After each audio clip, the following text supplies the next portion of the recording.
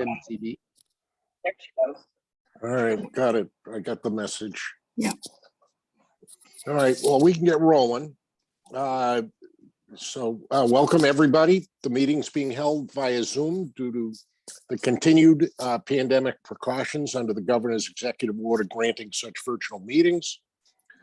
There will be a recording, and I assume, as always, we'll allow a local recording. Is that right, Regina? Yes. Wherever. Yeah. Okay. Good. Yeah. Yep. If anyone wants to do a local recording, they can just ask me, and I will make it available. All right. Thank you, Regina. Thanks. Okay. A vote to accept the minutes from the last meeting of the SAB on December 6th, 2021. May I have a motion? So moved, Joe. So moved. Second? Second. Okay. All in favor? Aye. Aye. Okay.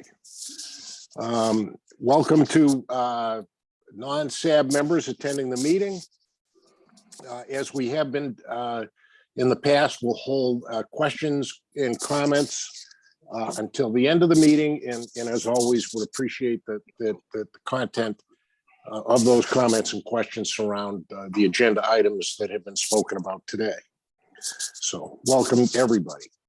I got from the commission, from the commissioner yesterday, a dashboard on finances, but I didn't see on performance. Has that been sent out yet? Yeah, I think Nate will be joining us shortly. Nathan Scrocky, who is the new Mary, if you will be joining shortly to share that. He was pulling that together. This is his first week. So he's trying to understand how to get all of the things that feed that document. He's worked with Trish and Luis to do that. So I think he should be joining shortly. I think he's on already. I'm here, David. Oh, there Thank he you. is. Hi, Yeah. Nate. Okay. Hello, everybody. All right, you're up, Nathan. Welcome. All right. Let me introduce him. So this is Nathan Scrocky. Nathan is, or he goes by Nate, is formerly our Western Massachusetts director. So he sat in the, will still be sitting in the Springfield office, and he's done a great job for us out there. So when Mary left, we knew how challenging it would be to get somebody to be able to fill all of the roles and duties that she did. And we knew we weren't going to be able to get somebody. So we appointed Nate into this position after he went through his background check and process and things like that. So he started, really, this is your first full week, Nate, right? Yep. So I'll leave it over to you, Nate. Good afternoon, everybody. Yeah, I was able to run the numbers. I'm looking to see here. I don't think I can have the ability to share my screen, unfortunately. Regina, can you allow Nate to share? Oh, here we go. Popped up. And then generally, Nate, we just try to audio describe the spreadsheet as best we can, naming the columns and rows and such. Sure. Can everybody see this okay? Yes. All right. So this is the MCB dashboard. The first row is registrations for the calendar year.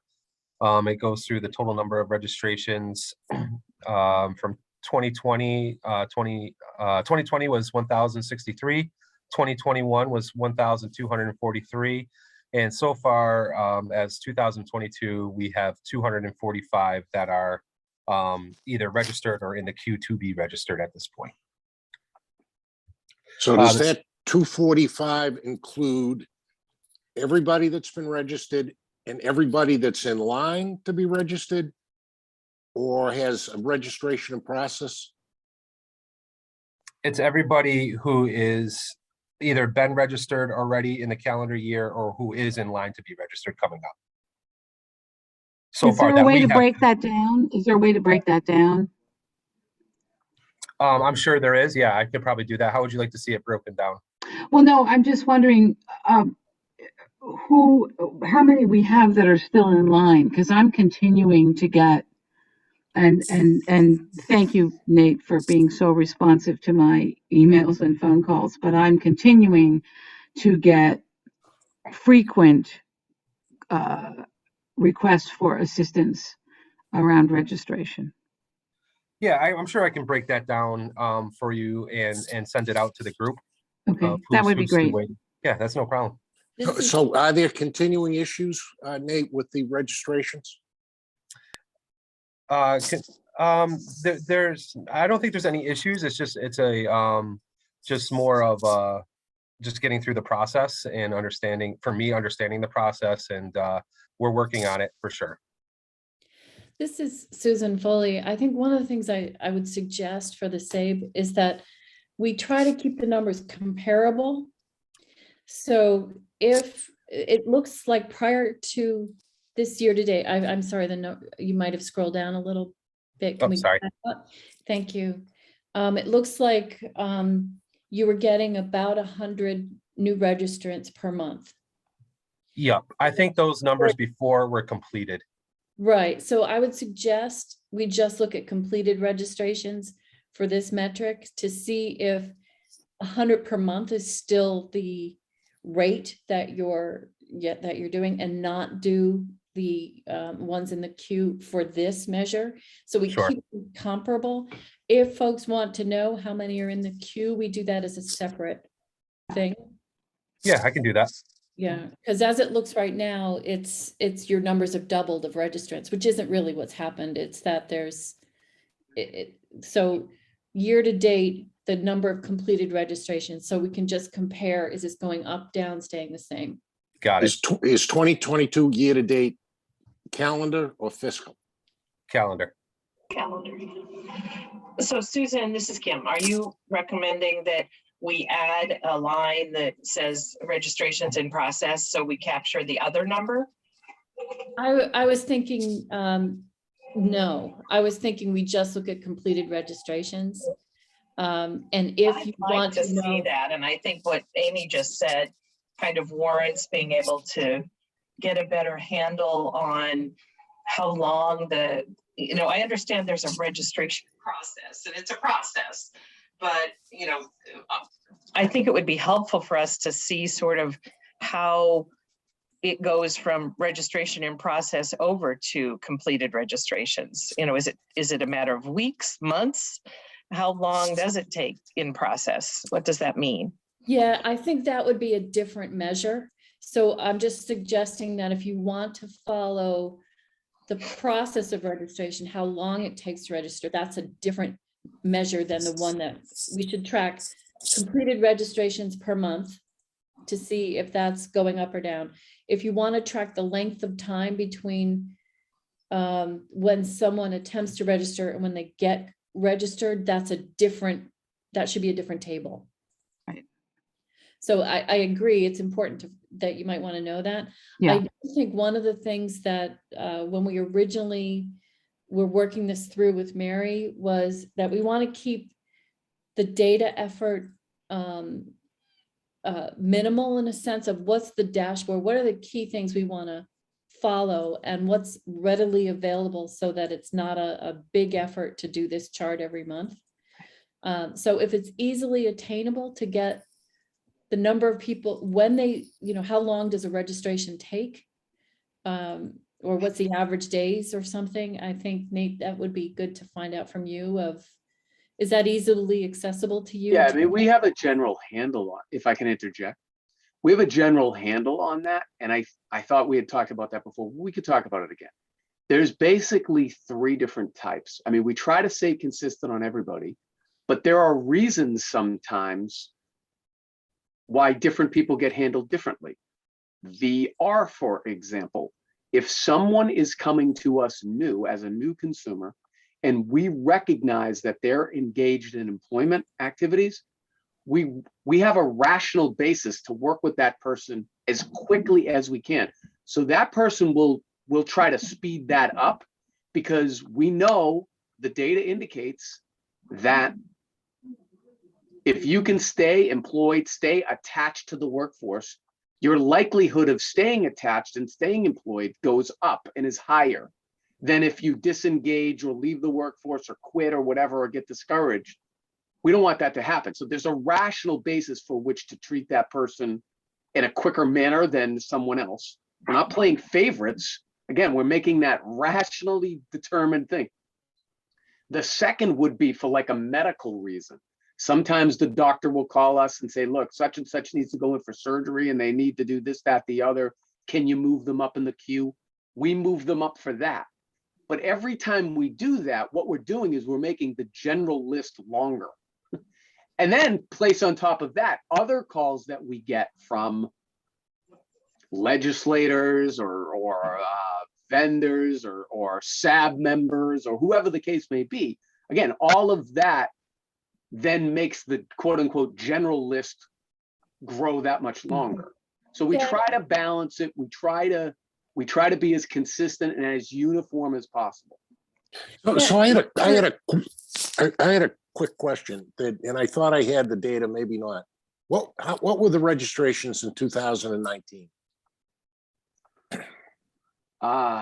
That's probably on a historical sheet. Let me see if I probably have that. Let me go look. Yeah, I mean, I thought I had it, but, and I'm sorry, Susan, if I interrupted.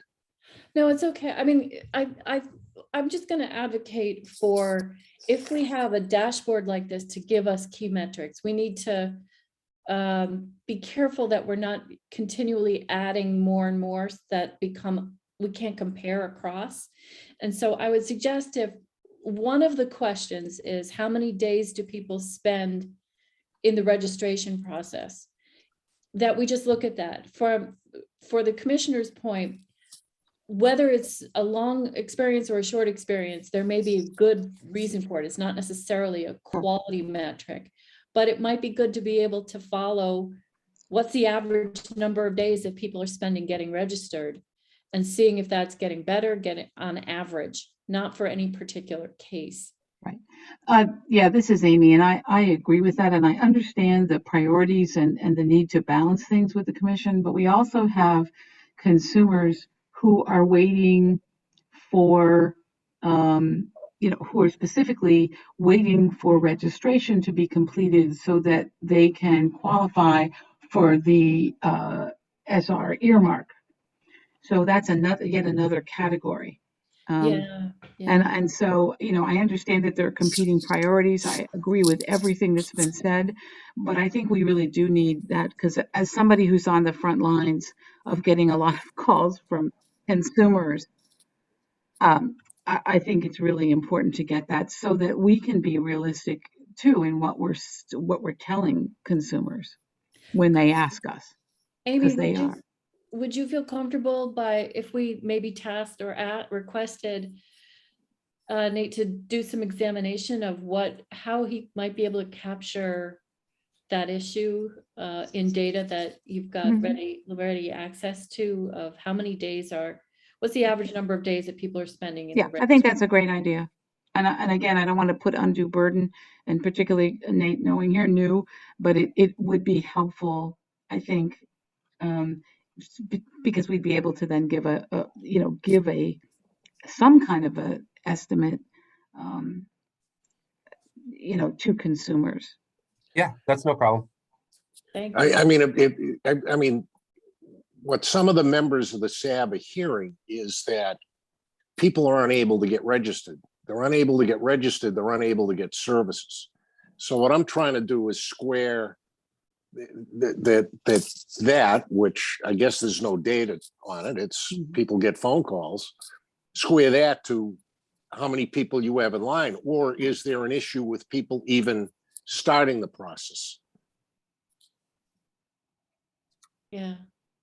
Well, so if we can try to get a sense of how many people have been completely registered as for that first one, and then how do we answer that question of who's in the queue and how long it's taking, or how do we get that, knowing that there may be good explanations for why people have varying days that they're in it. So I don't know I don't know what data you have access to easily. I think the idea was that it's consistent across the years how we're measuring it.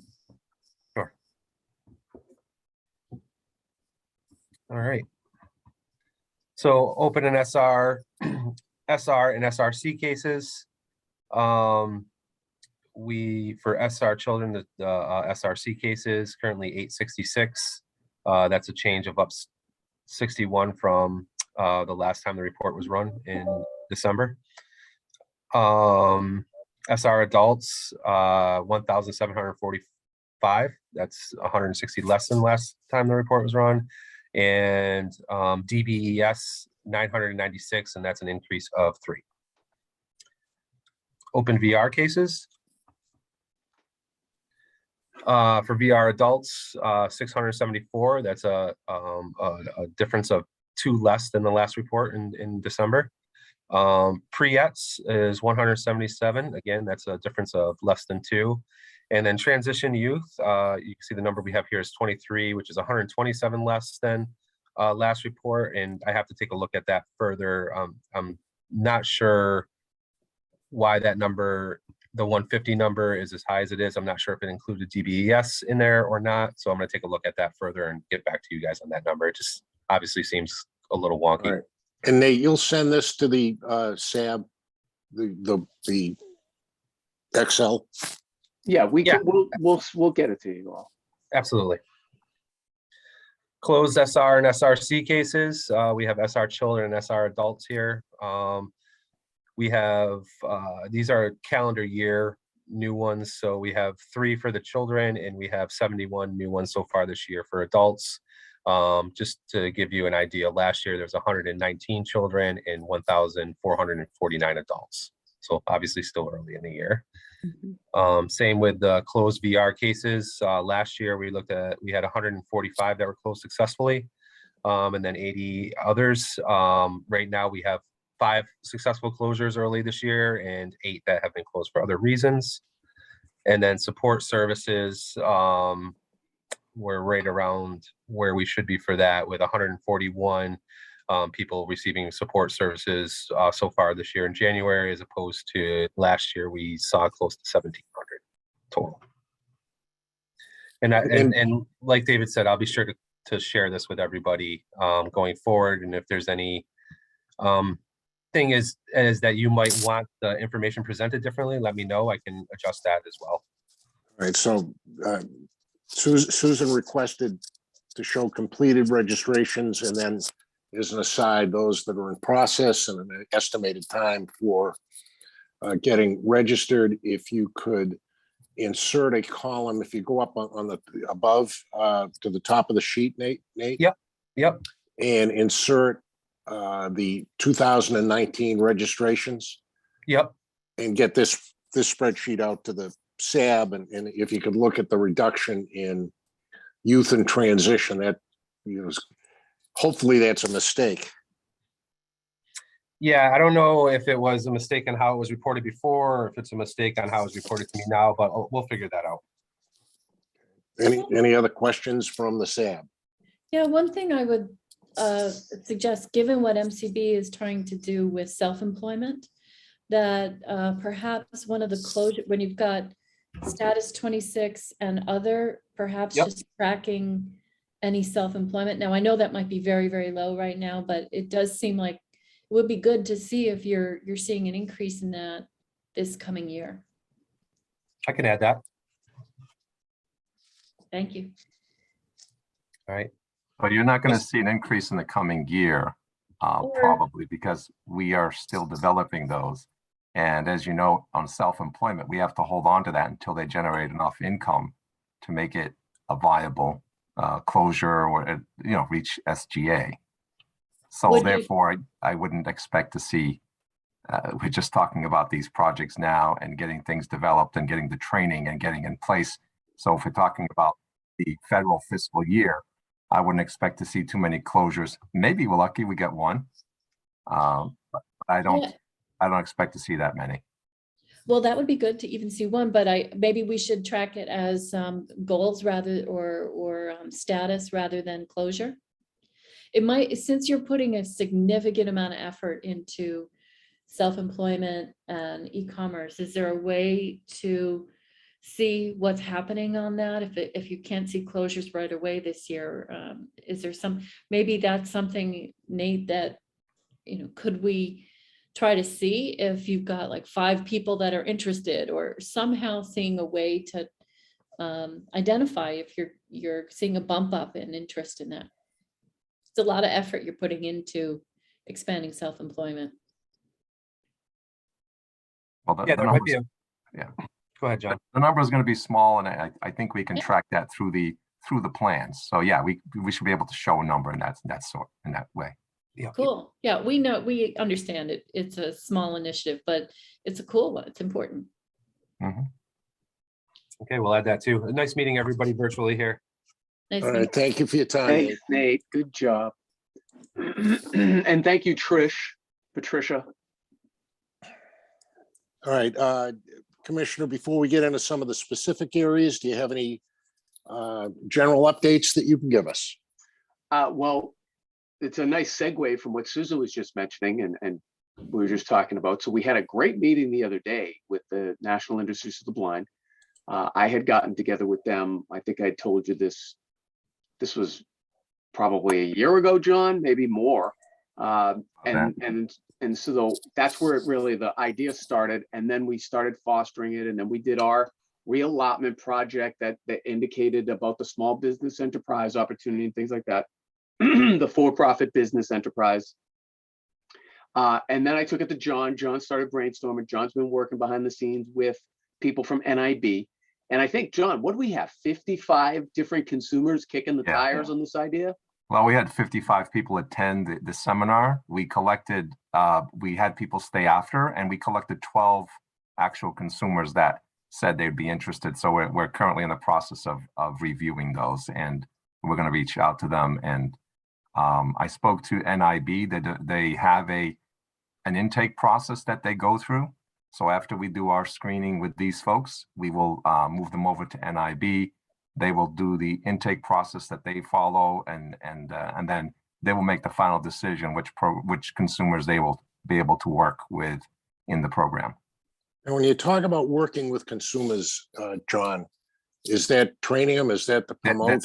It's training them and then providing ongoing support to some extent after they leave the program and get the business up and running. Where else is this program being run? No, we're the first. We're the first. Yeah, they have started talking to a couple of other states that have based on their experience with us, but we are the first that they started talking to about this. We're the first that they've actually done this outreach thing that we did this week, because we were talking about it and our council was having a hard time identifying the consumers because of the particular type of consumer and skill set they need to have. So we decided to do this outreach to the community, and we have in those 12 consumers, we have some that are open cases and some that are closed cases, some that are working other jobs now and want to look at this as a part-time thing and then expand, and others that are looking at as a full-time thing. We also had someone attend from Chicago, a Chicago Lighthouse, and they're very interested in talking to NIB, but NIB. So once we get this a little more established, I will reach out to Chicago Lighthouse. We'll have some meetings with them, and then if they think they can want to move forward with it, then they can go and reach out to NIB. So if this is a new program, because I listened in on a portion of the session the other day, which was very informative, but it sounded like a lot of things weren't baked. You know, for instance, does the, you know, what is the commission rate? Does the rep or, you know, do they touch inventory, or are they just a rep for a direct ship? So NIB handles all the inventory. Shipping. Drop shipping. Yeah. So they do the drop shipping. Our reps are there to help secure new accounts under there. And they're also there to help with customer service. If there's a complicated customer service issue, they would be like the local contact, and then we'll work it out and get back with the NIB folks, and different duties like that. So they do have this training. I mean, they had the training modules, and they've been doing this type of thing, I guess, training for their own staff and training for others and other situations. But similar to what we're talking about here, this is the first one where independent agents will be in the community developing local leads, local accounts to use the product and other products that that NIB, products that NIB makes and other products that NIB will be bringing on into the program. So you can have a variety of different situations. And I believe that there's going to be some flexibility for one of the local agents to be able to bring in a new product in if they find consumers or a company that wants to do it, they might be able to add that into the program. That's still being developed and still being worked out. Who's responsible is it going to be for coming up with what the overall plan is? It sounded like it wasn't fully baked. Somebody's got to bake it. Is that the commission or is that the NIB? I think it's going to be a combination of both. Yeah, but more importantly, though, I think it starts with the consumer. Because what does the consumer want to do? They want to be a sole proprietor. Do they want to be a partnership? Do they want to how do they want to structure their business?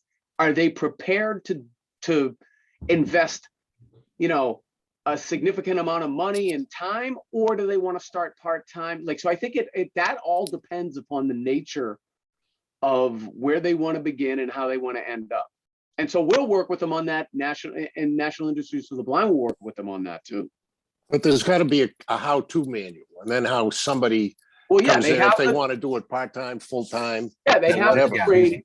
They have the training on that. We'll be working on that. Yeah, these are all these are questions that NIB is going to nail down, and we are going to nail down as we screen them. And NIB will fine-tune this a little more so that they know if they have people that they're training part-time. We're looking at options of training in Virginia or another or local locations. That's all. Again, this is like brand new. This is brand new, but a lot of it, John and his team know how to do very well. I mean, it's because it starts with things like goal setting and all of those types of plans. Our team, our counselors, I believe in them. They're really good at that. So just one other quick question, then I'll turn it over. I don't want to hog everything. Is that I'm familiar with the promote program from my prior life. Mm-hmm. The promote program, the curriculum is quite similar to what the Carroll Center provides and what the NFB centers provide, what some of your other, why wouldn't you have the training done by your current partners? Well, the training on the platform is their platform.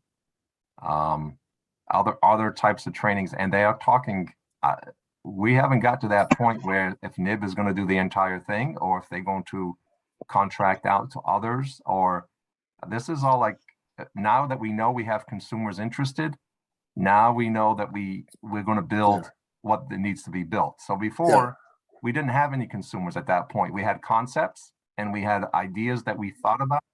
Now we have consumers, we have the concept is more defined. Some of the pieces are partially in place.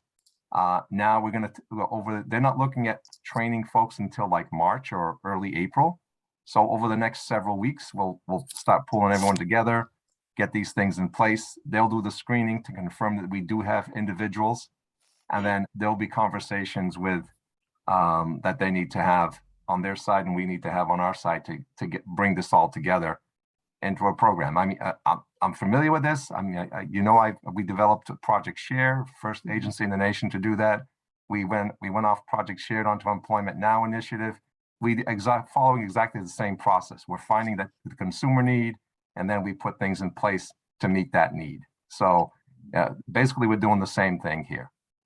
John, this very basic question. Was a recording of that meeting made? Because Yes. I had work obligations. I would love to hear the recording of the meeting. I believe it's already posted. Is Carla here? Carla?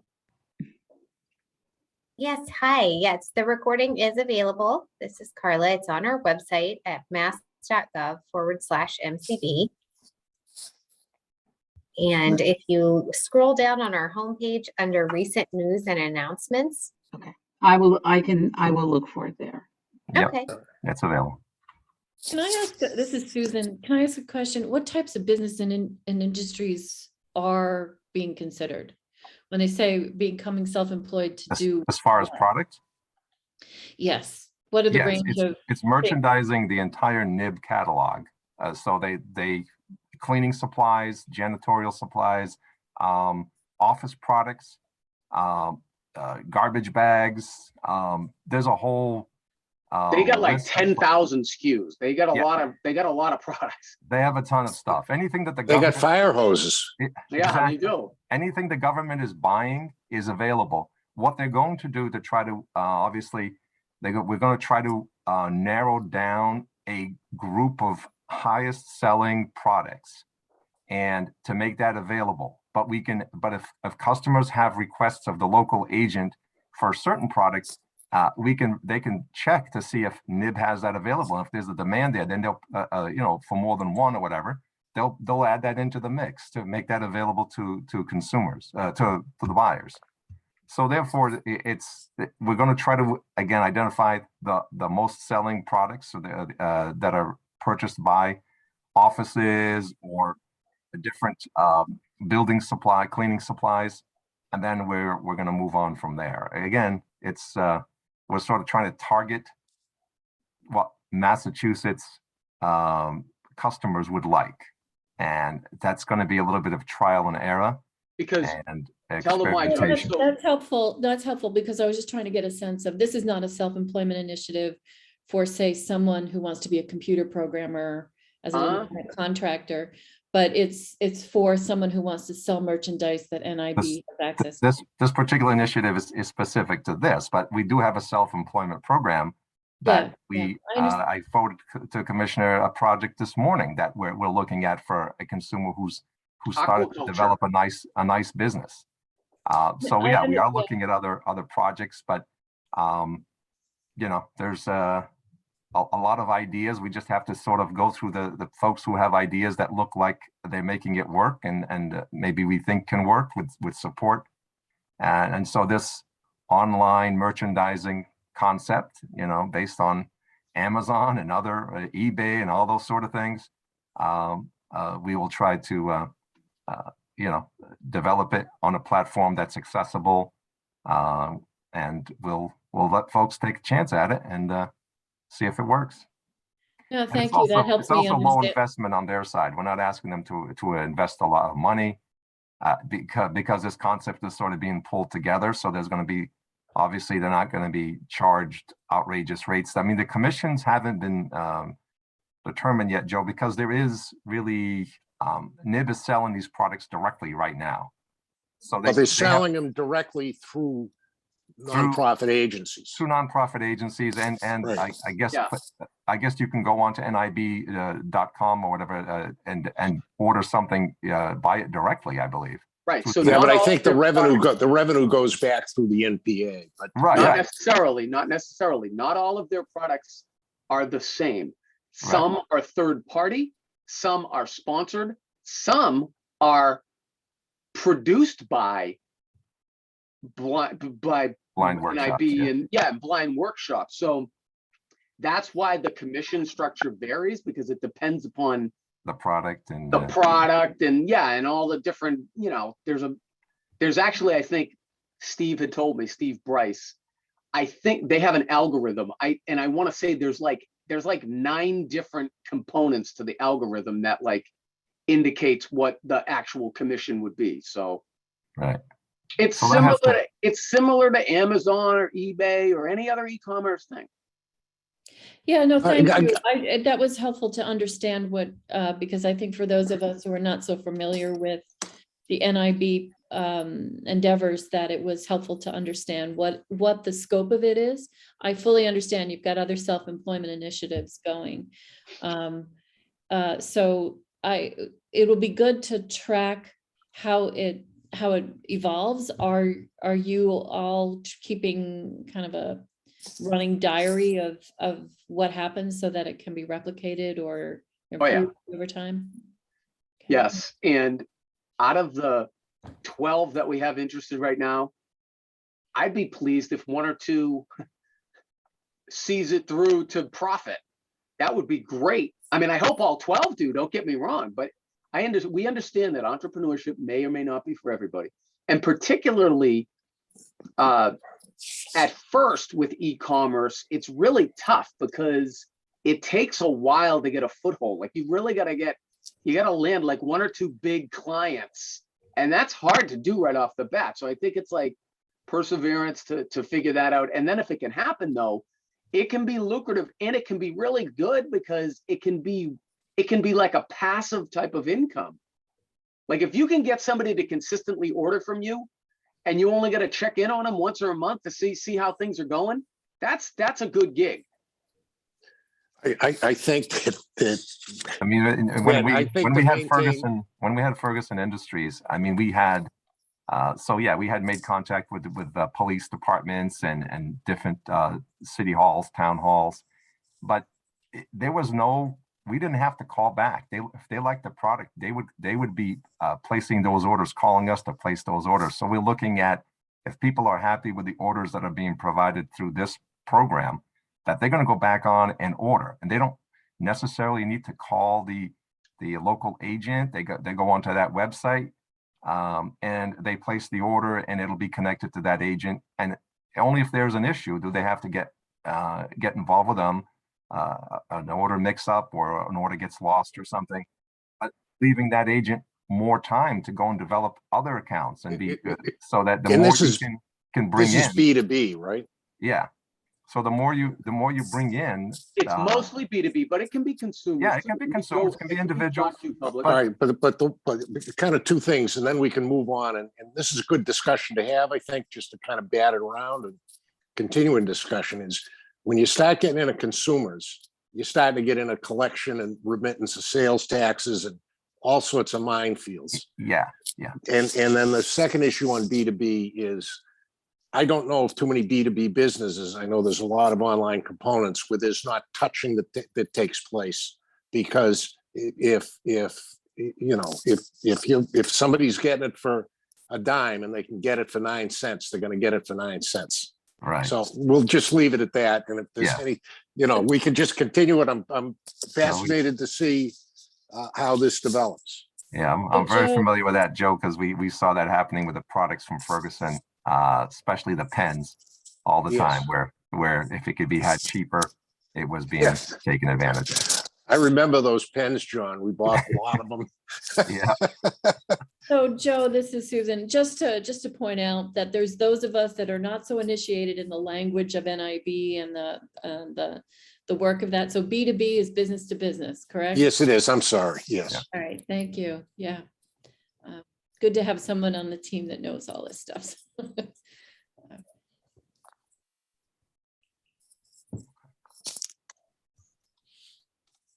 Okay. Next, spending and referrals to date. Yeah. So do you want to look at the spreadsheet? Yep, I got it up. Are you going to share the screen or do you want me to? No, you have to. I'm not. I'm on an iDevice. I can't share it. I mean, I can't put my thing on. Okay. Okay. Can everybody see the screen? Yes. Okay. So I had for the SAB members benefit, put a paragraph in the email.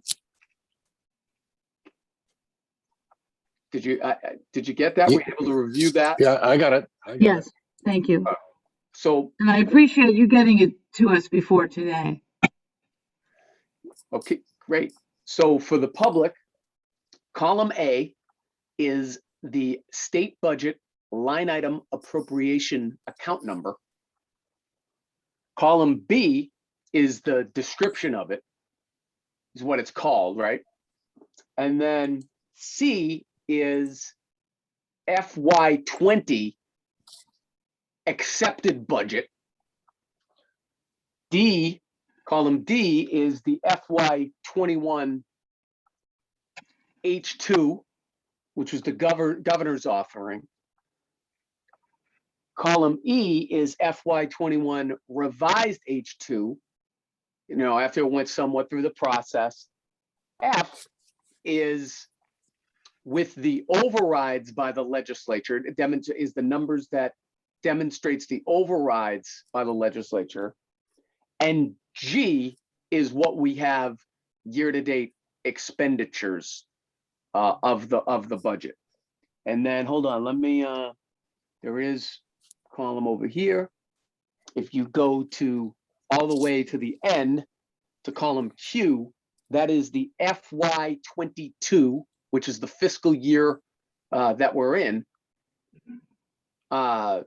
General Appropriations Act number. So that's the that's an operative number there. So does that help? Does anybody have questions? If you want the amounts, do you want me to read the amounts? No, I mean, from my perspective, and I'm in the next agenda item is the earmark. So I'd like to leave that for the following discussion. What is PAC, David? That's the PAC money. So that is, as you all remember, we were humming along, doing great, and then COVID happened on March 13th, 2020, and the Commonwealth effectively closed.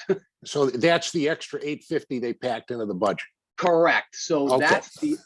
that's that represents some of the unspent money from the remainder of that fiscal year that we've been allowed to carry forward.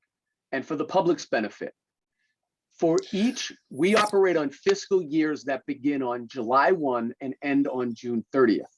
And it's that 365 days is what you have to spend your money. Any money that is unspent as of June 30th reverts back to the general fund. The legislature passed a special law to say, wait a minute, no, we're going to let agencies carry some money forward rather than revert it to the general fund, because nearly every agency would have sent very substantial amounts of money back. And so they said, wait a minute, no, that money's for programs and services. We're going to allow you, agency, to carry some of that forward. And that's that PAC number, what it represents. Okay, all right. I remember that. So, and I'm going to turn it over to the rest of the SAB. But my overall question is administrative and program operations. We're halfway through the year. We've spent about half the money. Yes. Makes sense. But for the community services for the blind, we've only spent 38% of the money.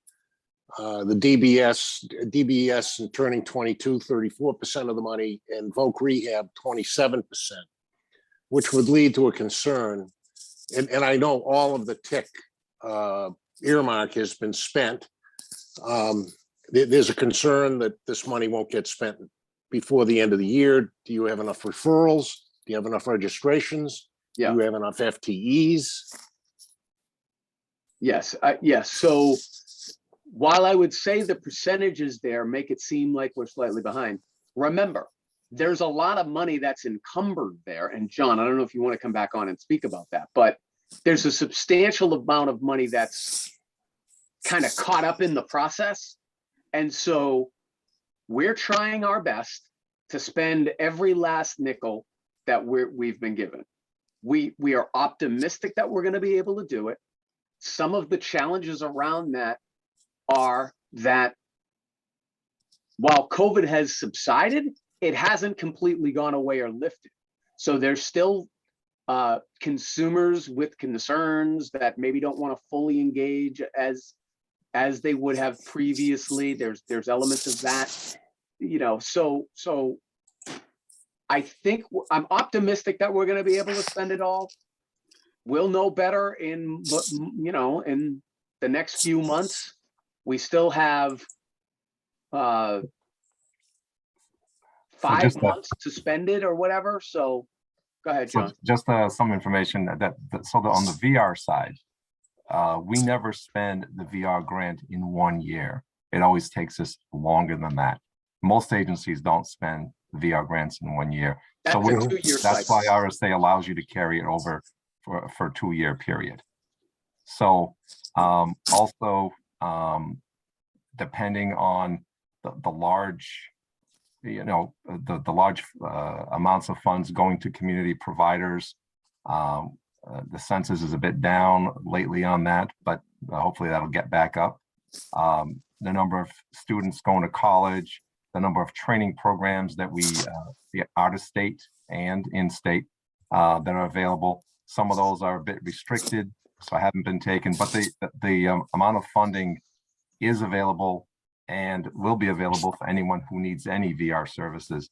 But it does not have to be spent by September 30th. If we're on 22 funds now, if we're on federal 22 funds, we have almost 2 years to spend that, but we usually spend it in about a year and a half or so. It's rolling though, right? Yeah. I mean, rolling year after year. Rolling. The state funds are the I-funds, the state funds are the ones that have that 12-month period to spend. But the federal funds, the OIB funds, the independent living, anything like that federally, we have more than the year to spend. Okay. Anybody else from the SAB on this? Yeah, this is Amy. I guess concerns I have about the earmark funds, specifically because that money is only available until June 30th. I'd love to know the number of referrals that you've counted that have gone out. I see, as a vendor, I see a significant slowdown because with the impact of the fiscal system, I've received no POs since the beginning of this month, and we're now at the 14th already. Okay. So I'd love to know. I can explain Yeah. that if you like. I know you got a new system, so I'm very Right. well aware of that, but if you could be a little more Yeah. specific. So for the first week of the year, the system was down because of data migration. That's when that period that they were using from January 3rd through that first week, the system was down, was not online because they were pulling the data over and it was data migration. That's common in any system change. There is so that this was a 5-day down. So I get it. second week, which we're in now, system was up and running and we were doing purchase orders, but the contract part of the system was not available until yesterday. So we did purchase orders for rehab teaching supplies. We did purchase orders for any other service that's not contracted. So earmarks are contracted. So as of yesterday, that system was available and my operations manager is busy entering referrals today into the system. And I do know that we had a lot of referrals that because we could not enter them because we were switching the systems and you can't enter services before you get to that quarter. So now that we are into January 3rd, we were able to start entering them. So now we're entering those. You're going to see a bunch of referrals that came in that we're supposed to start in January. We have both. We have referrals, I believe, pending for at least 4 out of the 5 vendors that are being entered today. If not today, will be entered early next week. So those the figures that David has here are through the end of December and does not reflect pending requests that we have in queue that we were not able to enter until today. Okay, that's helpful. Thank you. The other, this also, just a reminder, this also is impacted by the registration issue because we have a number of people who want earmark services, but who have not made it through the registration process. And I understand, again, we've gone through the priorities and I understand it, but anything that we can do to help with that. Well, I think that's Nate's top project to resolve and get things, get the registration numbers, pending registrations numbers down. And he's been working very hard on the 2 weeks that he's been on the job. Is this PO system, is that a MCB thing or is that an ANF thing? No, or somewhere in between. No, it's a purchased product that just like the old system we had was called Open Insight. That was a product that was developed in New Jersey and MCB would buy into it. So this is the same thing. Checkbook, that's our name for it. It has a different name. Our internal name for it is Checkbook, and it is being integrated into MCB by KMBS, and they're doing all the extensions to make it fit for MCB use. So it's an off-the-shelf software that you would buy and the extensions that have been put in place to make it fit for MCB. So, believe so, Go so ahead. it's MCB, right? It's MCB, not EOHS. Well, No, the David, go ahead. comptroller, the Yes, comptroller. I wanted to see how far she would go if she chimes in Lauren, again. Lauren, Lauren, on the you're air. on. So, Joe, and for the rest of the benefit of the rest of the group. So there are through OSD, which is the Operational Services Division. They're essentially the manner with which you procure goods and services, okay? Starting with them, and then the comptroller. So laws for OSD, laws for the comptroller, regulations for both indicate that each agency needs to have processes and policies and procedures, blah, blah, blah, blah, blah. That's what enabled MCB previously to develop our own checkbook thing. That is outdated. So we've now gone out, engaged Konica Minolta Business Systems to develop an in the cloud 24/7 easy to use system that will be easier for our vendors. They won't be in paper anymore. They'll be able to do it electronically. It'll be easier for our team because they won't be in paper anymore. They can do it electronically. So the answer is, Joe, it's to satisfy the requirements of OSD and the comptroller, their policies and procedures, but makes it easier for us. So this is like it's like a win-win-win. It's a modernization of the process to procure goods and services. An agency purchase order, an APO. Yeah, this is Kim. I just have a quick question. And I'm sure I know the answer, but I want to ask it anyway about system accessibility for screen reader software. Yes. Is that been fully tested and VPAD Yes. or whatever you use?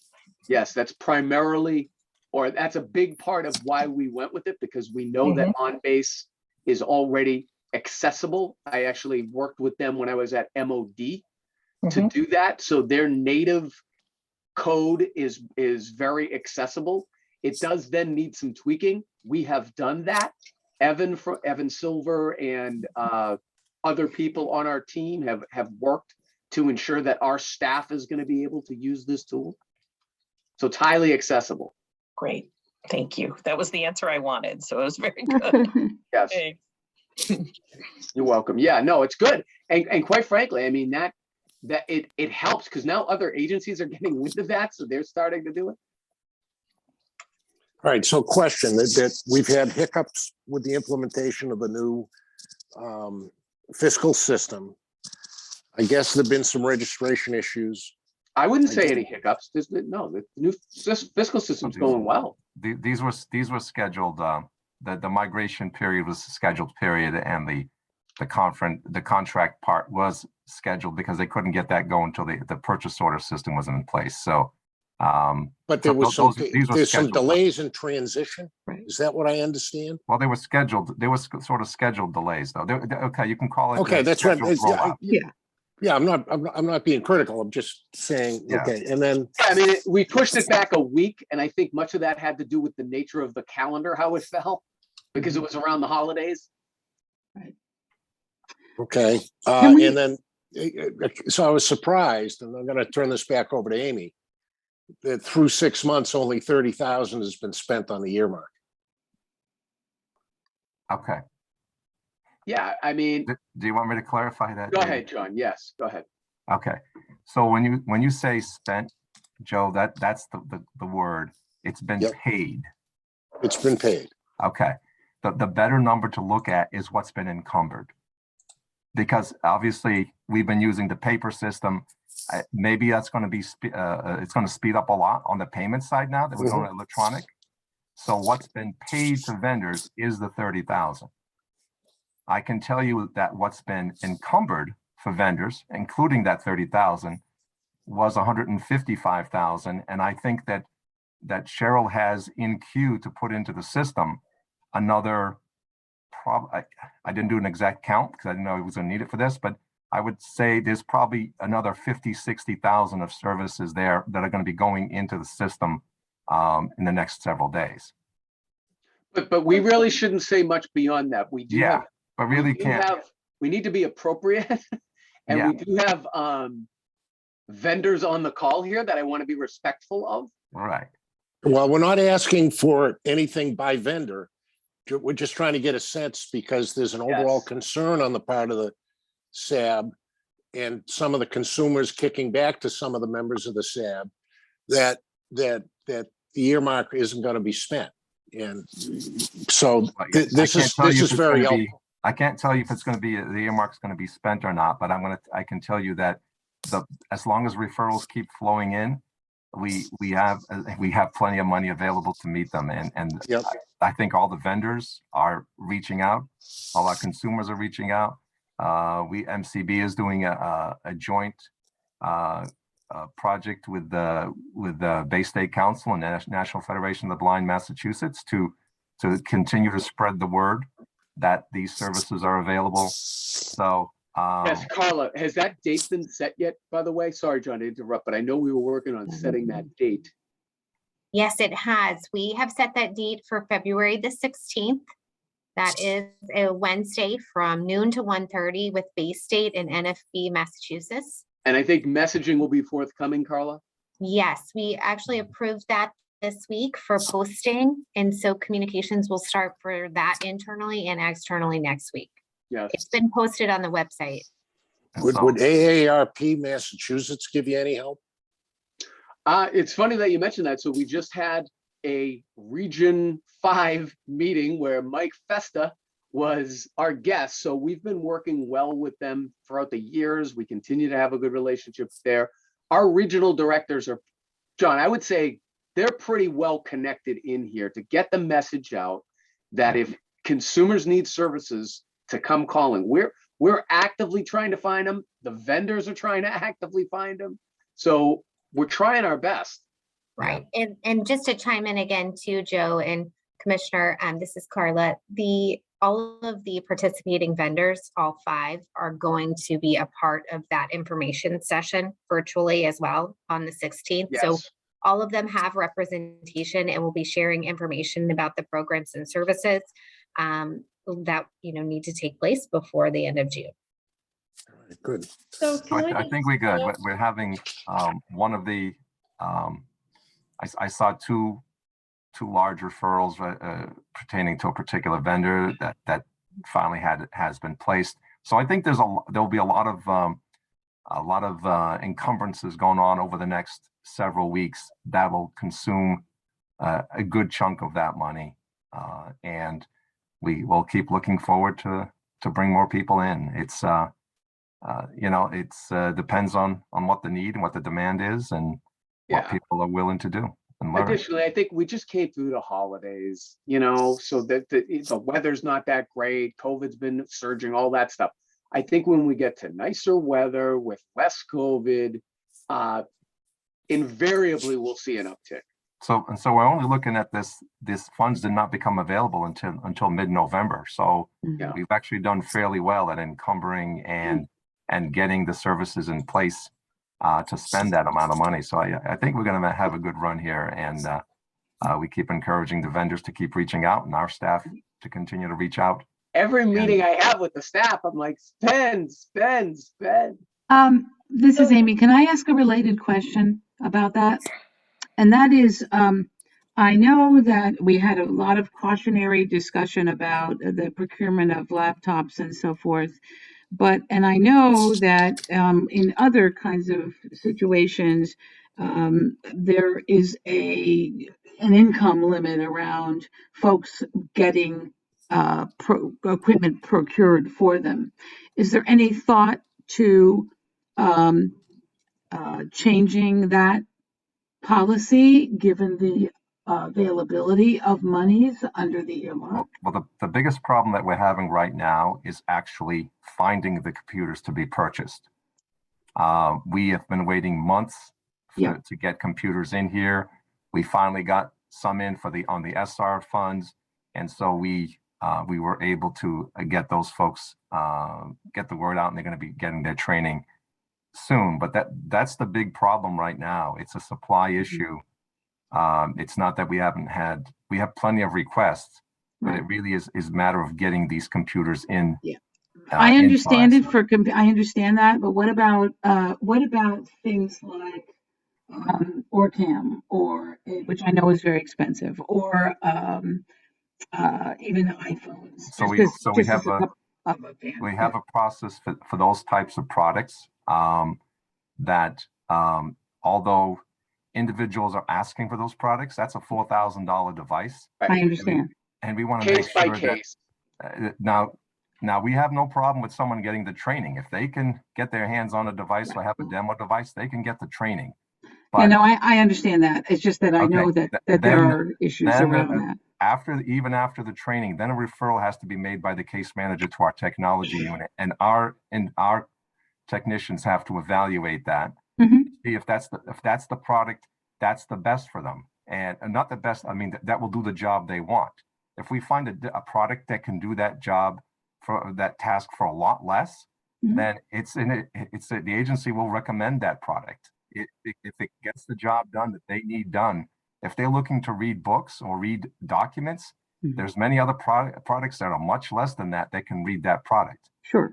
So No, I understand that, certainly. And So obviously we want to be there's judicious been no about real spending the money. issue with. We also have the OIB federal grant funds that we can use to buy some equipment that don't have those sort of restrictions. But again, it always depends on an assessment from our tech staff to make sure that's the product that can do what the person needs. And if we can find something that can do it for half the cost, then we're gonna go with the item that's half the cost, even though they've gotten the training for ORCAM. I know that the companies are pushing hard. I've seen television ads on CNBC that they are putting on a monthly plan now for $73. So there's a lot of aggressive marketing going on by these different companies, and that's great. But the agency still has to follow Title 20 eligibility if it's an SR case. And that's something that's across the board, not just for this type of service. It's for other types of products that we provide too. So if we change this, we'd have to change it across the board for the entire agency. Not sure that's something that we would be able to do now, but I'm not sure that's a policy and a commissioner decision to work with. But right now, this has not been a problem at all as far as Title 20 eligibility for people. And if someone doesn't meet the Title 20 eligibility rules, maybe they can't afford it on a payment plan, or maybe they can get another product that's much cheaper. Right. Thank you.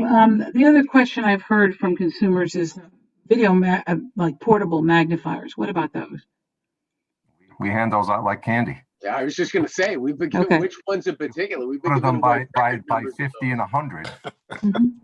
And OIB orders those also on the federal Okay. side. So we Okay. buy those left and right. If you I will get That's further actually- information. Thank you. You're Yeah, talking and about that's a the- silver lining. People should know the silver lining there is that for years, Mr. Pooler, John, that whole assistive technology team has done a great job of repurposing equipment.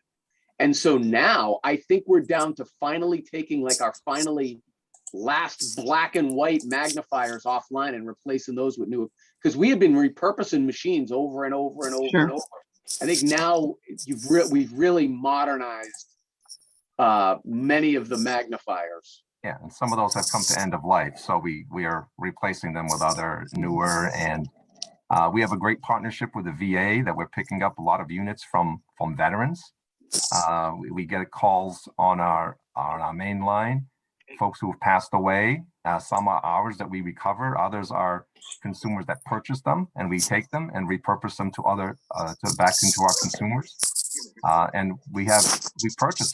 Again, I think it's somewhere around we used to purchase around 200 desktops a year.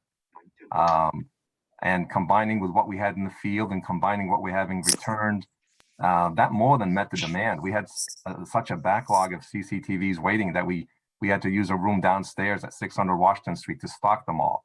So and those have been pretty much all cleared out and are in people's hands right now. But we have an ADA in our technology unit that's his job 5 days a week is picking up and dropping off units.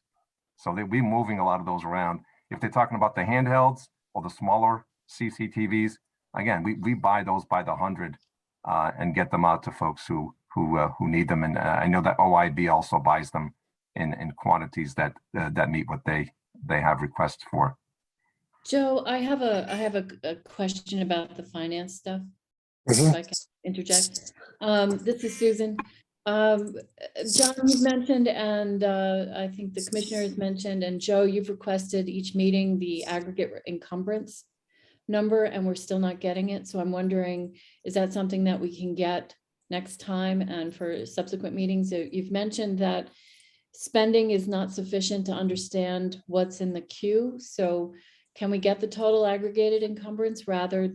I understand how you don't want to do it by provider or vendor. That's a good point. So John, you were able to say it basically, give us an estimate off the top of your head. So is that a number you can share with us and with the data that you're giving? I think, Joe, am I correct? That's the number you've been asking for quite some time. Yeah, and what we'd ask is for it to be by account and just a number. I mean, we can get legal advice on that and go to Lauren and Chandra and talk about that further. That was an agenda item and was asked in the last meeting to get legal advice from Lauren about that and whether we needed to go into executive committee meeting, but we're looking for. Yeah, that's a good point. So the. Lauren, are you here? Can you speak to that? Yes. So, Susan, the reason I knew that. So would you just, Lauren, the reason Yeah. I knew that number is because of the fiscal changeover. We've been watching a lot of this and I was tracking it, and because we had to hold up on entering, so we were monitoring how many of those requests were coming into my office. So that's why I had it handy, but that's not normally, I wouldn't have that information on a regular Yes, I basis. understand. I think we've been told repeatedly that we can't just look at spending, we need to look at encumbrances, and we've asked at multiple SAB meetings to get those encumbrance numbers.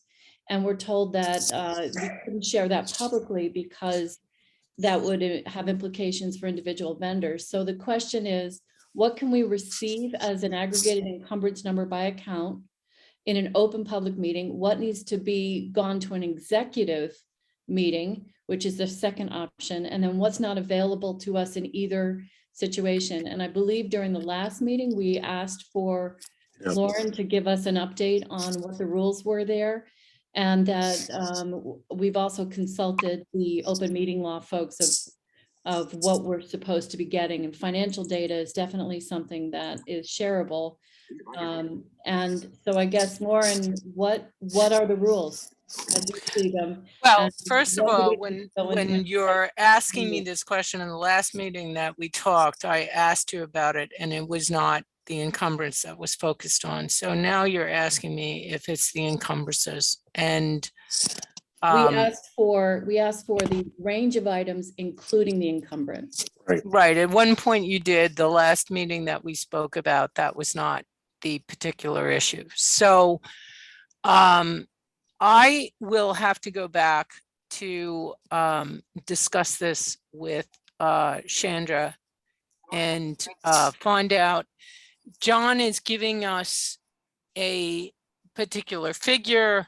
I have discussed other things and heard other answers.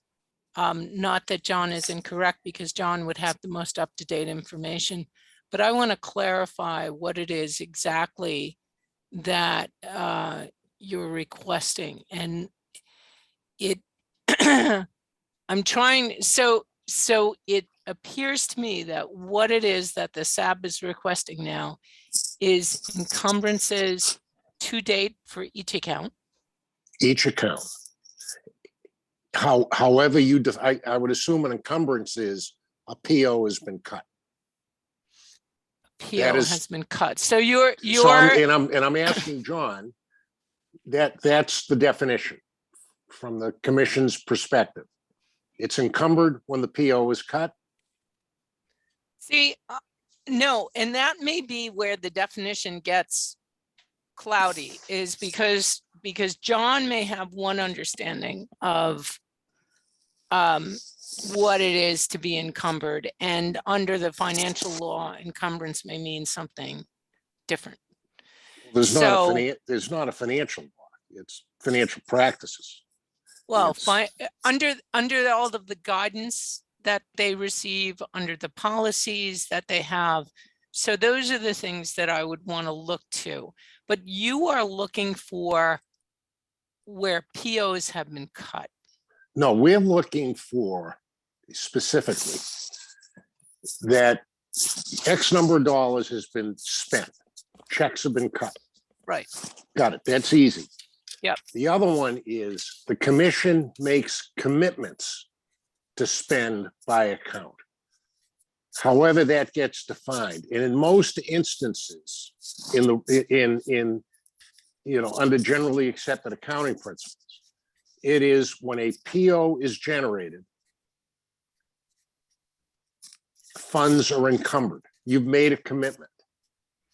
You've received, so this is where the answers have been different.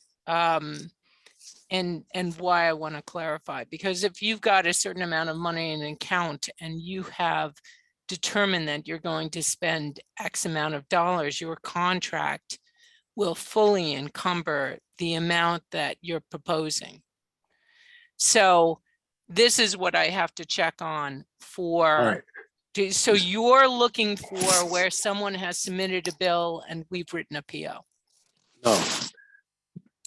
The process is so let's take the Polis Center as an example. You have a contract for them to I would discourage talking about particular. Okay, so you have a vendor. I mean, ABC company is a that's a little vendor. too picky. You have a vendor, you have a contract for $150,000 for services to be spent over the current fiscal. That isn't how we. Hold on. I've signed those contracts. Follow me, David. That there's a contract, there's an amount in there. Those funds aren't encumbered by how I'm defining. What'll happen is there is a referral for good or service, and that the commission writes a purchase order through the new fiscal system. That is how I am defining encumbered, not the contract itself. Right. Because the governor can 9C, or those aren't committed funds. They're not committed funds until a purchase order is stroked. That's what we're interested in. Are you okay, Susan, with that? Yeah, and at the aggregate level, not the vendor level. Right. Absolutely in Understood. the aggregate level. Yep.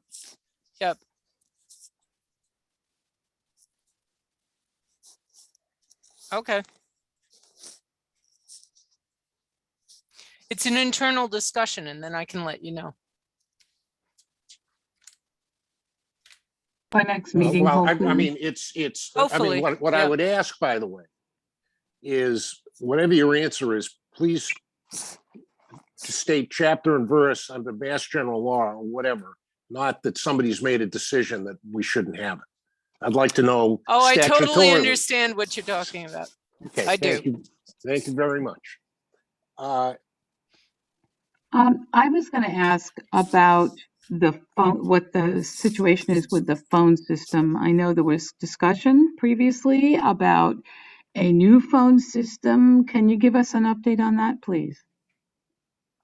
Yes, so we're in process, and a statement of work has been put together, signed off on, and we're now in process of working with the vendor about that. And I think that's going to start maybe even next week. So that will involve, among other things, talking to our team, talking to consumers, talking to other stakeholders in the community as to what specific features, functionality that you want, that the community, that our consumers and team want out of a new communication solution, which includes voice, but it could include other things as well, data or other elements. And is it going to be a voice-driven system? Is it going to be a push-button system? All those finer details. We're going to listen to the stakeholders. We committed to listening to 509, so the union will be in on it. So we're going to hear from everybody as to what their wishes and desires are. with using the vendor. Then once that's determined, then we go out and we will put together a procurement, Mhm. which will most likely be an RFR, could be an RFP, but it's most likely going to be an RFR, where we'll go out and we'll try to get vendors to submit, and then we'll hear from them and we'll score them. And then the next step would be agreeing to a contract with them, and then implementation in terms of installing it into the state system and all of the stuff. So we're optimistic that we're on track for sometime in the summer to have a new system like ready to go, installed and everything. And that's the goal. And I think we can hit that goal. Well, that's good. I'm glad that this process is moving, because it's certainly still, the current system is certainly still an impediment. My only follow-up question to that is, how are you determining which consumers / stakeholders, whatever would be, are going to be recruited for this? We're really not going to make a determination. We're just going to put it out to the list we have. We're going to ask anyone and everybody that we've got, and say, hey, we're doing this. If you want to make your voice heard, please let us know.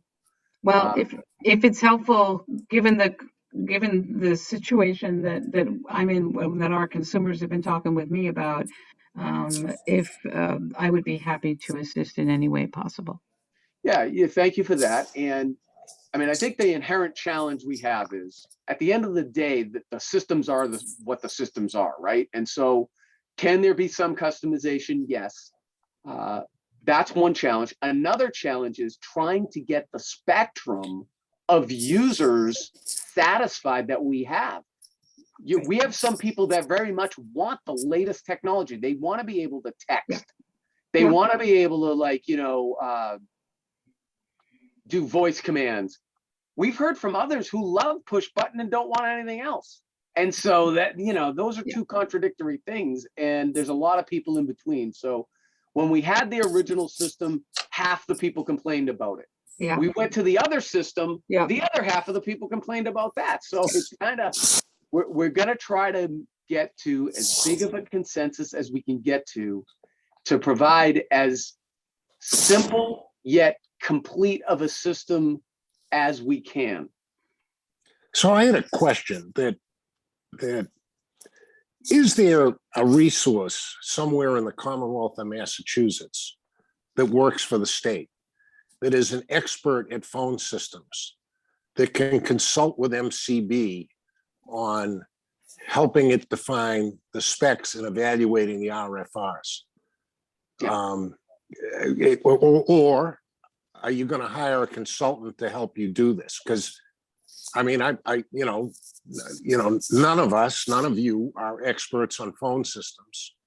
That you don't want to take too much anecdotal evidence from somebody. Somebody likes push button, somebody likes dial. I don't know what. Right. But is there a resource that you can call on to help you? Yes. So one of the resources is Konica Minolta Business Systems. That's who we're going to be using. We had contemplated hiring a consultant, and to an extent, we're going to do a little bit of that on some of the technical pieces. Some of the PAC money is in the phone system is devoted to the system itself, but some is specifically related to some of the technical requirements when we get to that stage. I don't think we're at that stage yet. So I think we're doing a little bit of a hybrid of both, is what I would say. So would Konica Minolta be a potential vendor? That's a good question. I don't know. John, do you remember, do they have voice solutions? I don't think so. At least directly, I don't think so. I think they're more of like, they do more like internet-based solutions, but that could be a VoIP solution, but I don't think so. No, I tend to think not. They're going to help us with the requirements mainly. That's why we got them. All right. And there's nobody that works for the Commonwealth that's kind of a phone system guru that you can borrow from another agency or that does this? Well, so we do. We have EHS, the Executive Office of Health and Human Services, has their own telecom team. Why wouldn't you use that? but because they're on the technical side, so we'll use them for probably like the third step. When it comes time for the technical people to talk to the technical people, we'll use them for that. But for the community, like they're not going to do community engagement. They're not going to do stakeholder engagement and have listening sessions. They're not going to do that.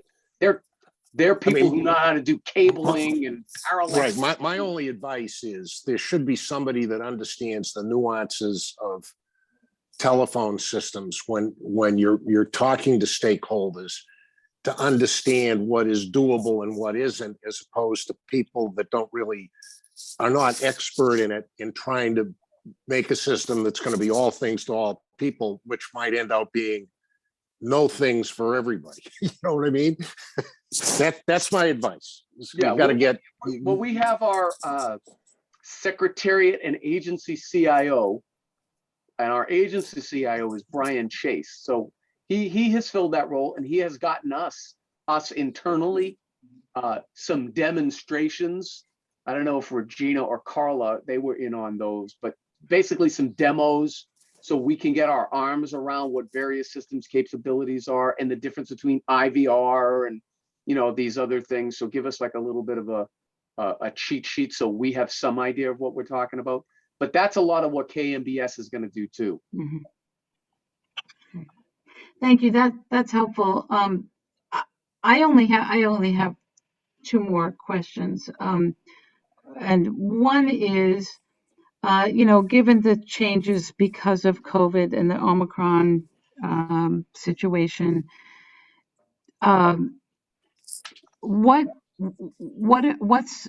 what's the current status of employees going out? Your workers going out to clients' home, and do they? What kind of PPE or other measures are being taken to protect both employees and the consumers? Yeah. So let me answer that generally, and then John, I'd ask you to get into a little bit more detail. So generally speaking, we're doing case by case because there's a couple of factors. There's factors on our end, our staff end, but then there's factors on the consumer end as well. So what I've been very clear with our staff and consumers is we're only going to do what's safe and what people feel comfortable with. Now, with that, there's all kinds of criteria that have been put out by CDC, HHS, and all that, the union that we're trying to observe, we're working our way through. So generally speaking, the disciplines that have been approved to do it and that feel comfortable doing it have been doing it. They're going to continue to do it. Regarding the PPE, we're currently in process, and we had a big dialogue with the union about this, getting them, we've been providing masks all along, but now providing N95 masks. Well, N95 masks, you don't just hand them out. There's fit testing that's done. We're in process of establishing that fit testing, which is like there's a medical component in there where they come out and they do a volume max test and a bunch of other things to make sure that the sizing is right and that the lung capacity is there and all that stuff. So that's going to be happening as well. And again, for specific disciplines that are in very close proximity. But like, for example, ATs are doing pickups and drop-offs, so it's a little bit less of an issue, but some of the other ones where counselors or a TVI is in their hand over hand and they're, it's very close proximity. Those, I think, are the ones we're talking about with the N95 and the fit testing. John, do you want to add more detail here? Excuse me, I'll be right back. I'm just going to grab a water. Pretty much it was covered. It's being done on, again, consumer. If they're interested, some consumers are still very nervous and they ask the worker to work with them over the phone or via Zoom. Sure. But there are a good number. I haven't taken a look at all the calendars for the regions, but I'd say it's probably close to 50% of people that I want to see us in person, and the others do not. So, but we are having a discussion about the extra protective face masks. and the union has requested that, so we're working on that, and so we'll continue to do as the consumers need us to do. So That's for in person. Now, all the other services, I think, continue to remain at high levels, particularly the remote ones. I think our calls are up, John, right? From counselor to consumer. Those remain high. yeah, I mean, there's still virtual training going on. There's virtual intake interviews going on, or continuing counseling going on. So it happens a lot. I was looking over Region 4 just a few days ago, and they seem to be doing a lot of virtual phone meetings with their consumers. So yeah, it's being used a lot, a mixture of both. Do you think, John, that doing things virtually, not being one-on-one with the consumer and really evaluating where the consumer is, has hurt referrals?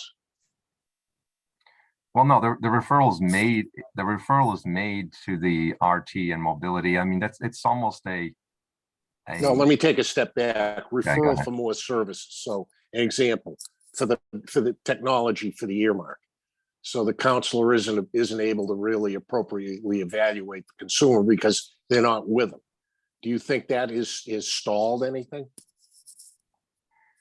So the earmark works a little different. The request is made directly to the case manager, and then they go ahead and make that. For technology, once the referral is made and they say, I want a laptop, then that's when technology gets involved. If it's just training, it goes directly over to, if it's not, doesn't involve a laptop, it comes directly to be entered into to go to the vendor.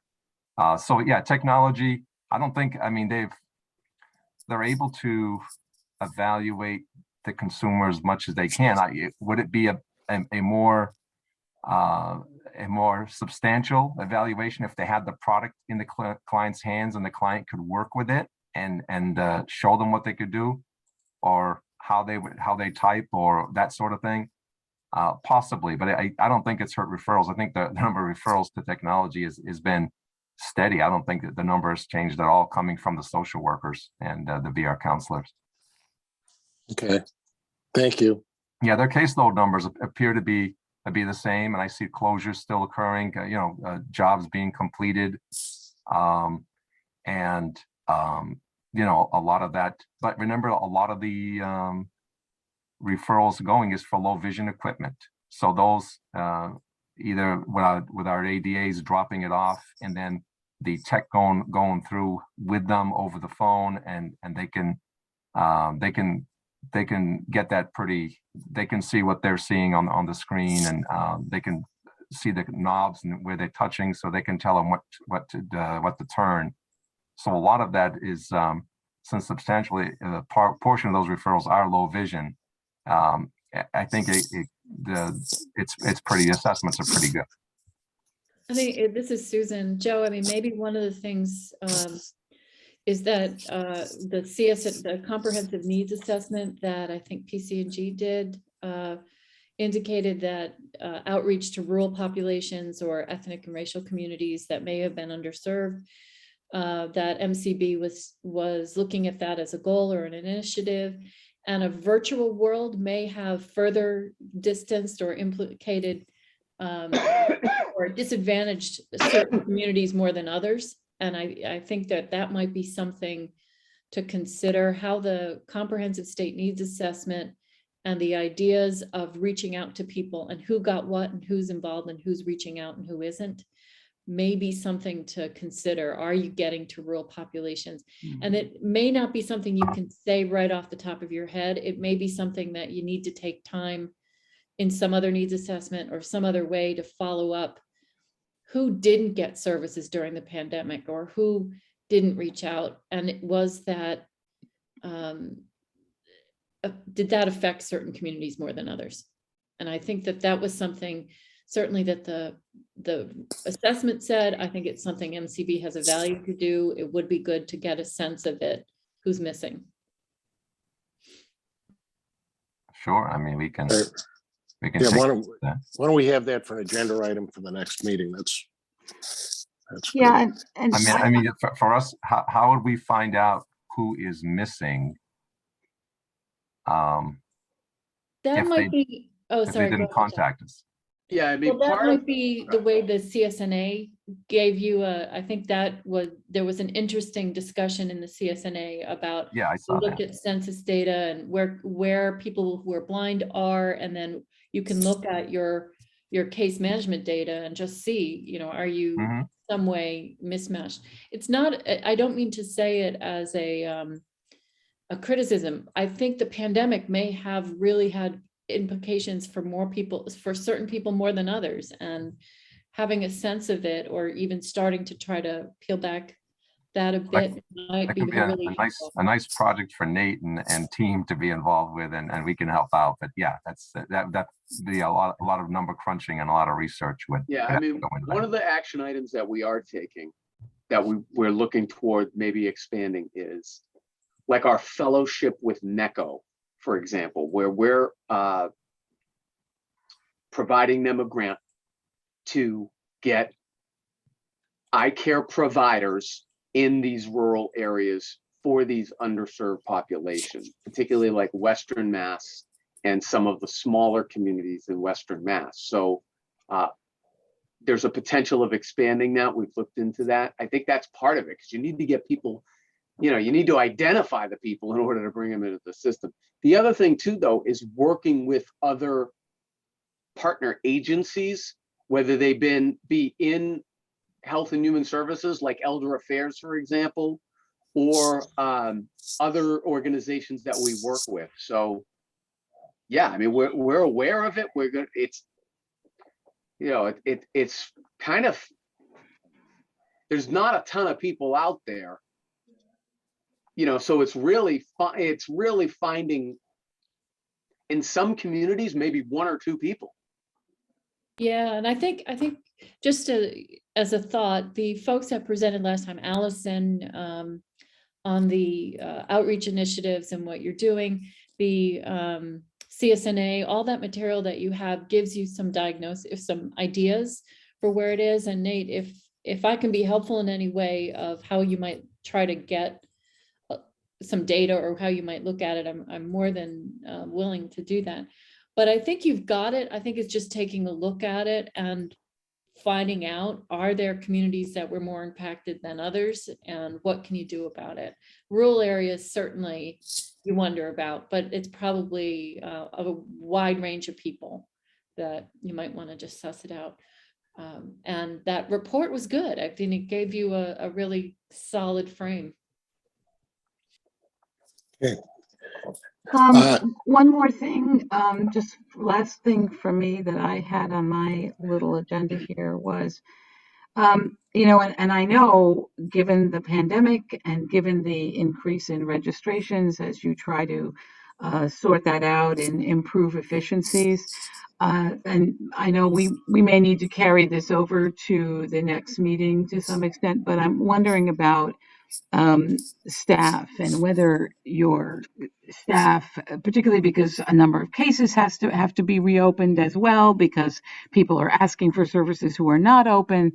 How is the staff doing? Do you have enough staff to meet the current and anticipated need, and how are they doing? Yeah, so generally, I think the staff are doing well, but like with everybody else in society right now, there's some challenges there too. I mean, I don't want to gloss over that. We've definitely heard isolation issues and people miss office spaces, and Yeah. you know, that's challenging. We're trying to solve for it. Carla, maybe you want to speak to some of the events that we're trying to do and things like that. So, but generally, I would say they're doing pretty well. They're hanging in there. Some better than others. We're trying to address that. And in terms of employment, though, and John, correct me if I'm wrong, we're going to exceed our cap number sometime this spring. Like once all of our hiring is done, we're approaching full employment now, and I think we're going to exceed that. We're going to be expanding that. I've asked HHS to increase our FTE cap count which they've done and which we're doing. So, we had a couple of more, nobody's leaving. There's no mass exodus from MCB. We didn't lose anybody as a result of the vaccine mandate, but we had to work. That was a lot of effort, myself and Camilla and others regarding that. So we kept everybody there. And, the people that have left the agency are leaving because it's 38 years of service, 42 years of service, so they're leaving after long careers, and we've managed to add great talent as well.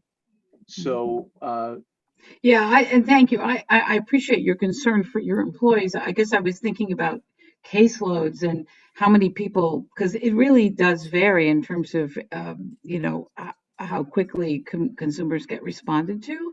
And I'm just wondering whether that's a reflection of people having adequate time, and particularly for folks assessing consumers or providing services. It certainly can take a lot longer to do it remotely than it would be if people could do it in person. So here's what I'll say, and then I'll ask John to chime in. So most of our counselors, right? Even if somebody's closed, if they've worked with that person previously and that person calls for a battery, to they don't open them. Now, technically that person might not still be on their caseload, but they kind of are. Like they're still, you know what I mean? So there's a lot of that. Our people do a great job of filling in the blanks and answering consumer issues, whether they're open or closed or whatever the case may be. So it's a community. Everybody's looking out for everybody else. And believe me, if needs go unmet, we hear about it. But I think generally speaking, we're able to get people what they need to be successful, whether it's a calendar or a talking clock or, John, I don't know what you want to add there. Well, we can, as we mentioned, we try to, some item, someone calls in for some lock dots or something. If we know that they were Title 20 eligible, and we can look that up real quick in our case management system. We don't have to open them. A lot of the supervisors would mail that directly to them. And, technically that's wrong. We provided a service, we should be documenting it. So a lot of services that we do provide that don't go through the system. But to make someone wait to go through that process and have to fill out a plan to receive a package of lock dots that we know that they were Title 20 eligible, they would have gotten it anyway. And those are fairly inexpensive. But so we try to serve as many as we can. I don't, I haven't looked at the caseloads recently. There are some that was saying they were holding cases open because they were waiting for an RT to complete work or for some items to come in or something like that. But I don't think it's really moved that much. But I haven't looked at them recently. And I think we should hear from Carla here too, because Carla's done a great job and she really has her pulse on staff communication. She works very well with Dr. Linden, with Samantha Linden, who does our trainings, who does quite a bit. We have a very robust training curriculum for our staff. Is Carla still here, Carla? Yeah, thanks, Commissioner. I am very excited about some of the internal communication possibilities and things that we have planned for 2022. That was a part of our communication strategy that we put together and was approved by HHS and shared with staff in November. And we're really deploying that. We've already started. So the first thing that we're doing is that staff are all invested in being content editors and contributors for our My MCB intranet, which is launching on January the 24th. We just met as a team yesterday, and we are one of the only HHS agencies that is going to do that. And what that will allow us to do is to connect from any device, from any location, where we are working, and it will be a place where we can share internal announcements, events, updates, celebrations, and just really be a more dynamic platform than anything that we've had before. So we're starting there. And then we also have a training survey that Samantha Linden is going to be sending out to ask staff, what they want to learn about, what would be most helpful for their work this year. So that is about to go out as well. And then we have also refined how many times we meet, what the frequency and format is like based on staff feedback for 2022. So that all is starting too. But I think what we're hearing is, that staff are really adapting. This is our new normal, and we've kind of gone through and worked through some of the challenges of connecting virtually in a hybrid format. And now it's just all systems go. And everybody is being very progressive and proactive in adopting new technologies like MyMCB, the intranet, but also like checkbooks. And Carla, you mentioned HHS. Carla is on the HHS communication larger team, I guess, right, Carla? Can you give them, the group here, an indication how MCB is doing? Because I think we're way ahead of the curve. And that's not to denigrate or diminish any agencies, but I think we're unique because, one, we're positioned with technology ahead of time to do it. And like we were already positioned well. Two, the size of our agency gives us that as well. But I agree. Carla, can you speak to that a little bit? Yes, definitely. I do think, Commissioner, that we are a very unique agency in that way. We're, small, and that allows us to connect and really work a little bit more quickly sometimes. But we also have an amazing assistive technology team, and they chime in on all things accessibility so that we can get it right from day one, and also are just champions for our team and helping us to learn new things. So I think that's kind of one of the reasons why we are able to do these things too. Yeah.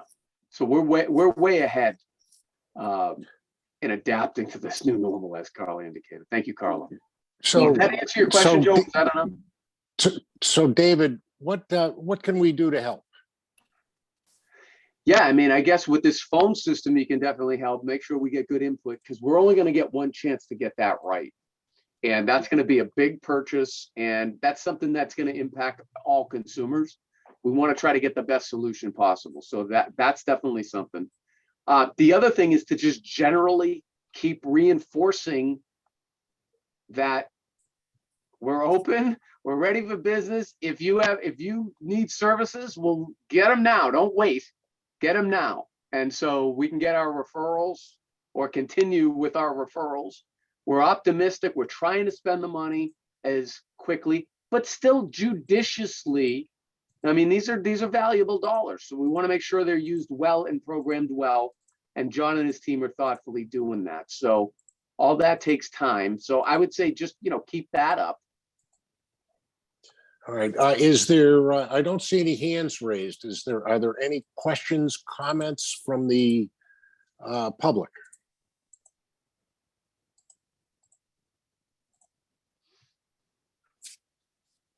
I guess we must have addressed everybody's concerns. Anyone can call us at any time too if you have any questions. Dina. Hi, for the NIB self-employment project, did you guys discuss like the commission or type of money somebody could make? Has that been explored? Yeah, we talked a little bit about that. So there's a variety of factors that come into play there, which, not all SKUs are created equal. If it's an NIB manufactured and, distributed product, that's probably going to have a different commission than some third-party product. The nature of the product itself. Is it a lower level, like higher quantity product, or is it a higher level, lower quantity product? I think that matters. So I think it depends upon the SKU. It also depends upon other things too, like the quantity and all. There's certain like tiers I think you can get into, so the larger volume you do, the better deal you get. And, so there's a number of factors there. Okay, good. Thank you. 508, well, the last four digits are 4613. Good afternoon, everybody. This is I was- Jane Perry. calling Jane, from Youngstown. I was gonna say, is that Jane? I think I've gotten to know your number, Jane, over the time. I think everybody has. I just want to say two things. First of all, I want to thank you for having these meetings open to the public. You have to, anyways, under the open meeting law. But I have learned, and I said this before, and I'll say it again, so much as far as transparency and communication regarding MCB. And I also want to make sure that I know Karen has been down to site law service meetings several times last year, but I want to make sure that site law services is in the loop for this call on the 14th or the 15th of February, because we have seniors down here, as you know. And I want to go back down there. okay, well, the reason why I'm saying this is because at my meetings, I tell everybody about calling their case managers and getting their services, because Yes. I have been very prudent in getting my services that way, and it's only because I've been listening to these calls and knowing that this money is available and these services are out there. So I want to thank you for that. Carla, I wanna believe thank- they're on our list. Sorry to interrupt you, Jane. I just want to make sure they're on our list, Carla, right? Site loss is on our list already, right? Yes, absolutely. And Karen will be reaching out as well. Okay, great. Okay. Thank you, Jane. Sorry. And I want to just wanted thank make Amy sure. for bringing up the telephone issue, because I think you're finally listening to us, and that's important, because in November, I called every day and no one got back to me. I had to call somebody on the SAB committee to get my information. But however, last month and this month, you've changed the phone a little bit, so you do get a real person when you call during the daytime. So I'd like to be involved with the communication telephone piece. And I thank you for allowing me to speak, and I thank the committee for all their hard work and due diligence in representing the consumers, because we are an important piece. We are what makes this agency move. And I want to tell you all that I have lots of friends across the country, and I go to several meetings, and I've been on the Zoom, and hopefully next month I will be on my new iPhone, and I'm going back to the Carroll Center to get my 12-week training. Nice. And I thank you all, but we have to be diligent, and we have a great commission, even though we have issues, because I would say in the 50 states, we're in the top 5. So thank you for your time, and thank you for all you do for all the consumers. And we all have to keep advocating. And so those who are not on the committee that are out there listening, keep advocating and keep doing the work for other people that you want people to do for you. Thank you very much. Thank you, Jane. Yes, thank you, Jane. This is Kim. So anything from the, I don't see any other hands, anything from the SAB to Yes. add? Can you hear me? I'm sorry. Can hear you. Yes, hi, Kim. Okay, sorry. So there was, I don't think, Joe, you saw it, but there was a chat message from one of the consumers asking Ooh, about no, what thank Title 20 was. And I think John might be able to answer that relatively quickly. Thank you for picking that up, Kim. Yeah, the question is, Title the 20 eligibility, Exactly. What's the definition of Title 20 eligibility, John? Oh, you think I know that? Yeah. Look, it relates to a certain percentage of the Poverty level. Trish, are you on the call? Yes, it's 200% of the federal poverty level. Yeah. That's right. And Title 20, Trish, is spelled out in the Rehab Act? No, it's in the It's a- Social Security Act. Oh, it's in Title Social 20 of Security the Act. Social Security Act. Thank you. Mhm. Yeah, that applies only to our SR services. It doesn't apply to VR or OIB services, or any services that we provide internally, like rehab teaching. Everyone gets that. But when we're buying products, then the Title 20 on the SR side, then the Title 20 eligibility, and that's done by the social work, the case manager, when the consumer goes through the intake with that case manager. So, and they have an assessment they do, ask some questions about finances, and then they check a box, yes or no, if they're Title 20 eligible, and that's how the rest of the agency knows if they're Title 20 eligible or not. That was going to provide the services. So they can And it still get rehab doesn't- teaching, but if someone is not Title 20 eligible, we would show them the catalog of where they could get the item or give them the website, and they would have to pay for it themselves, and then we would provide training. We could show them a demo of that item, but then they would actually have to purchase it themselves. Although this year we're even fudging that a little bit with, because we're trying to get money out. We're trying to give people the resources that they need to be successful. And you should know that Massachusetts is one of the, if not the only, one of the only states that wraps around its OIB. Most states live off their VR grant and their older independent blind grant.